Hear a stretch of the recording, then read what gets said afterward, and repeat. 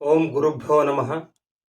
ಬಂಧುಗಳೇ, ನಿಮಗೆಲ್ರಿಗೂ ಗೊತ್ತು, ಒಂದು ಮರದ ನೆರಳಲ್ಲಿ ಅಥವಾ ಒಂದು ಕೋಣೆಯಲ್ಲಿ ಒಂದು ಸಸಿಯನ್ನ ನೆಟ್ಟು ಅದಕ್ಕೆ ಎಷ್ಟೇ ನೀರು ಗೊಬ್ಬರ ಹಾಕಿದರೂ ಕೂಡ ಅದು ಒಂದು ದೊಡ್ಡ ಮರವಾಗಿ ಬೆಳೆಯುವುದಿಲ್ಲ ಅಂತ.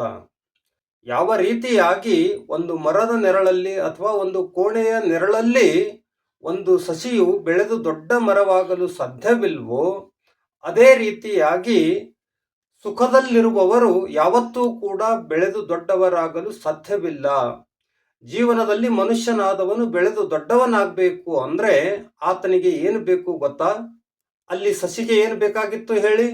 ಬಿಸಿಲು ಕಡಿಮೆ ಇತ್ತು. ಅಂದ್ರೆ ಇಲ್ಲಿ ಏನು ಕಡಿಮೆ ಇರುತ್ತೆ ಅಂದ್ರೆ ಕಷ್ಟ ಕಡಿಮೆ ಇರುತ್ತೆ. ಇವನಿಗೆ ಕಷ್ಟ ಇದ್ರೆ ಮಾತ್ರ ಮನುಷ್ಯ ಬೆಳೆದು ದೊಡ್ಡವನಾಗ್ತಾನೆ. ಕಷ್ಟ ಇಲ್ಲ ಅಂದ್ರೆ ಅವನು ಬೆಳೆದು ದೊಡ್ಡವನಾಗಲು ಸಾಧ್ಯವೇ ಇಲ್ಲ ಬಂಧುಗಳೇ, ಸಾಧ್ಯವೇ ಇಲ್ಲ.